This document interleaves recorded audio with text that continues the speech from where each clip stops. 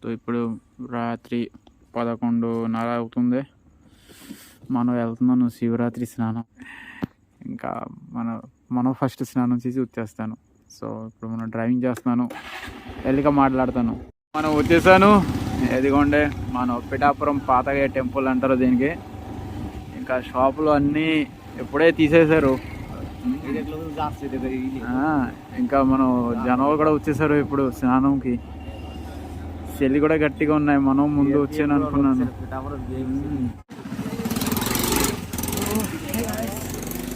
Finally మనకి స్నానం అయిపోయింది. ఇంకా ఇది మనం గుడి ఫ్రంట్. నేను స్నానం కూడా చేసాను.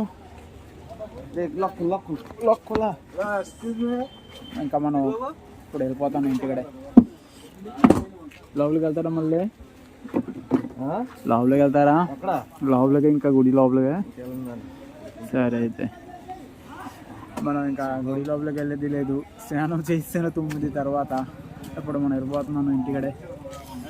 కానీ మనకి ఈసారి మంచి స్నానం చేసాను. ఎందుకంటే లోపల కూడా బాగా ఖాళీగా ఉంది, జనం తక్కువగా ఉన్నారు. ఇప్పుడు జనం పెరుగుతున్నారు. మనకి ఇంకా జనం పెరుగుతారు. మనకి 12 అయింది, స్నానం చేసి వచ్చేసాను. ఏమంటే రోడ్డు ఖాళీ, కానీ గంట తర్వాత చూడొచ్చు జనం ఫుల్గా ఉంటారు ఇక్కడ. మా మావయ్య స్నానం చేసి స్వెటర్ వేసుకున్నారు, అన్నీ వేసుకున్నారు. మళ్ళీ బండి డ్రైవింగ్ నాకు చేయమని చెప్తున్నారు. సరే అయితే మనం వెళ్తున్నాను, ఇల్లుగా మాట్లాడుతాను. మార్కెట్ ఇంకా తెలియదు. ఇప్పుడు జనం వస్తున్నారు.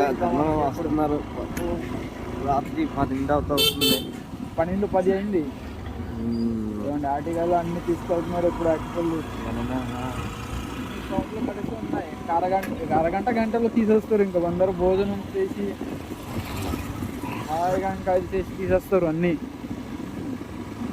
ఈ సైడ్లో కొట్టుకుంటే బాగా వస్తాయి. ఆ సైడ్లో మరి బాగా వస్తుందా? ఓకే. సో మనం 2 బ్లాగ్, శివరాత్రి బ్లాగ్ ఏదో చిన్న ఏదో తీసుకున్నాను. ఎందుకంటే మంచి స్వీట్ షాప్ ఇది. తీయండి స్వీట్ షాప్ ఇది. ఇంకా అన్నీ రెడీ అవుతున్నారు. ఓ డాగేష్, ఎందుకు గడుస్తున్నావు?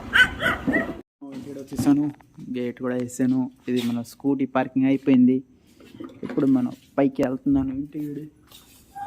నేను అలా స్నానం చేసి ఉండే మా మావయ్య స్వెటర్ గట్ట వేసుకొని వచ్చాడు.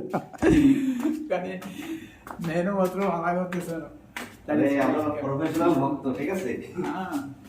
మనం ప్రొఫెషనల్ మనం చేసి అసలు ఏం తెలియలేదు, ఏం లేదు, అలా వచ్చేసాను.